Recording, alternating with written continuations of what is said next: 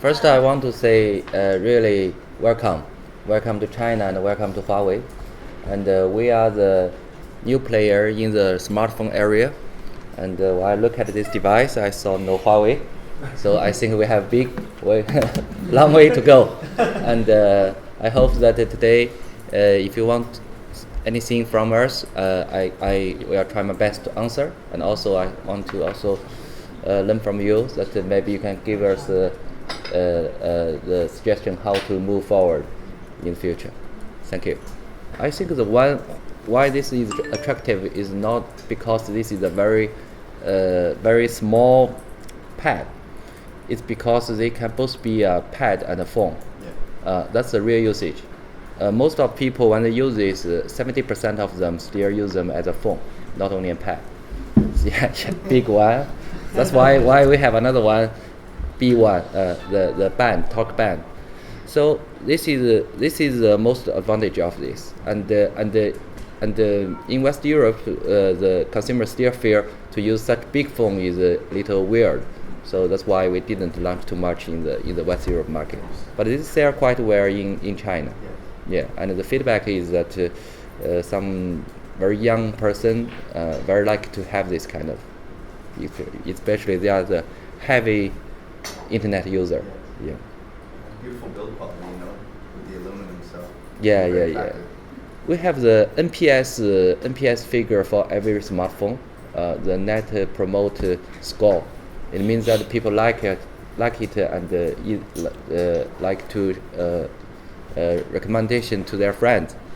And this is the top 3 smartphone we launched last year.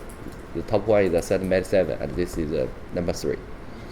We find that the e-commerce is very fast, and e-commerce needs the speed and very flexibility. The traditional channel can't easily to support. Like if you have something new, you don't need to buy so many channels, so many connection to the consumer. Your own e-commerce channel and the third-party channel, e-commerce channel can do this. So that's why we start to have the Honor brand. For us, that the Honor brand is mainly focused on the very interesting and new product. This product may be not easy to accept by people in the first stage, like this one. This one was used on the brand in China. It's selling quite well because traditional channel feel they are not easy to accept this concept is good or not. But online channel know this restriction. They are flexible and people can choose. So that's why, because we have so many innovation and a new idea about the product, and we think the Honor brand can help us to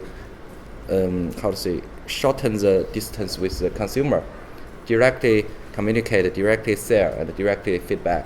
So that's what we position the Honor brand. I think in the Europe market, maybe France is our first wave Honor brand market. The France traditional channel is very not easy to break through, and we tried some e-commerce, and e-commerce is really work well. So for the West Europe, the France is the first priority for the Honor brand. And another country we can say is that the U.S. market. U.S. market, I know a lot of you also comes from U.S. The U.S.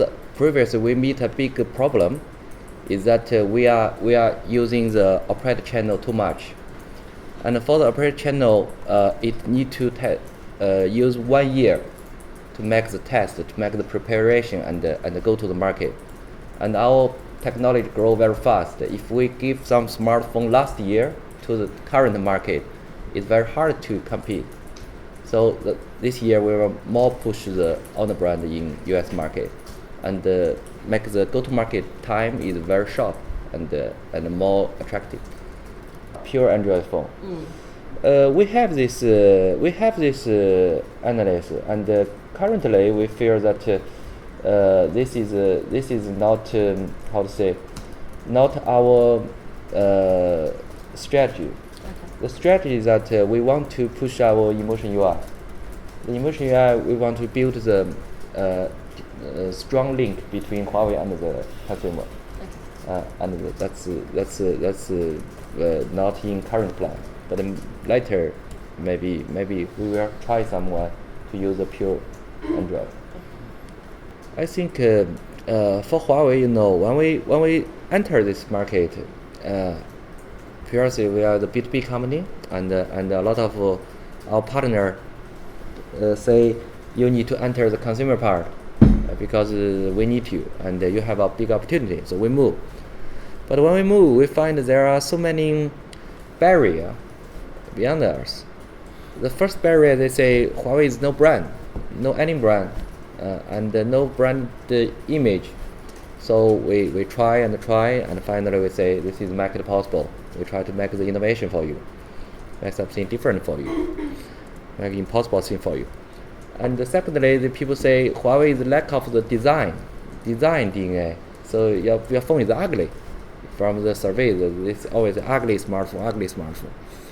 And then with our P series, we change the image that people think Huawei has a good design, and many times also say people, oh, really good design. And then people say Huawei is a good lack of the premium, because it's impossible Huawei will be the premium phone. And if people use Huawei, they will feel shame or something. So and we tried in one by one phone, and put more and more effort to innovation. People know Huawei, but people not familiar with Huawei. So that means nothing. We need to really touch with them in every life case, and really let people know what's the innovation Huawei try to bring to them. And I believe year by year we will really be the very familiar and loved brand for each country. Yeah. What's your budget? You are so less than Samsung. That's easy. That can be understandable. But you are much less than HTC, much less than LG. How can you success? And I think the real answer is that from the past several years, we feel the world is really changed. The world is really changed is that the real image is not can't buy by the money. It's really experienced by the person, and the person have so many channels they can really share their experience. If you make something normal, it's very hard for them to share. If you make something, excellent, they will like to share. If you make the true difference, they will like to share. So we need to make something, make it possible. We need to make something looks impossible possible. Maybe we are not doing very well now, but we need to do it later, step by step. Every product we need to. If you remember Huawei, you will say the Ascend P1 is the slimest smartphone, and Ascend Mate 2 the biggest smartphone, and Ascend D1 the most powerful smartphone, and the Ascend Mate is the best large screen smartphone. It's some stupid word we are using. But it's really, we want people to know this is different. We have a map about the strategy. The strategy, one way is to show the growth ratio, another one is to show the current size. Like the smartphone, the current size is quite big, but the growth will not be very, very high. And the wearable is like very small. But the growth is high. So for Huawei, I think why we need to invest more in the wearable is because currently we are doing this. This is something very, very connected to the person. This is more. Maybe this is the most used wearable for people. Even this is not a watch or someone else, but people take it every time. And when we already done this, we need to build the link with the wearable, and make the total experience even better. So in the Mobile Congress, we will start our wearable launch, and we will show some interesting thinking of Huawei, and I think in the coming years we will bring more and more wearable and make it in the synergy system for people. As I mentioned, when we started this area, we are analyzing what are we starting. We say there are the hardware, software, and connection. Huawei's advantage is the connection. We have the good understanding about the telecommunication. So that's why we think the connection part, we need to be the best. Nobody can be better than Huawei. If others are better than Huawei in this part, we have no any reason can be the best. So that's why we developing the chipset. And the chipset is also very hard one, but in the beginning time, there are a lot of complaints about this. But I think last year is a changing year. With high silicon 925, people change their mind. They feel that this is really fast and really power consumption is very good, and also they can bring the best speed with the Cat 6, because others bring Cat 6 is much later than us. So this helps in the first several years. It how to say, destroy the brand, but now it helps the brand now.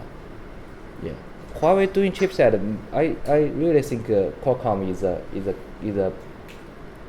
a very high technology and background company, but they compared with Huawei have something about the synergy, because when we develop the phone and we develop the chipset together, and even in the initial stage, the team can communicate, so make it perfectly match to each other.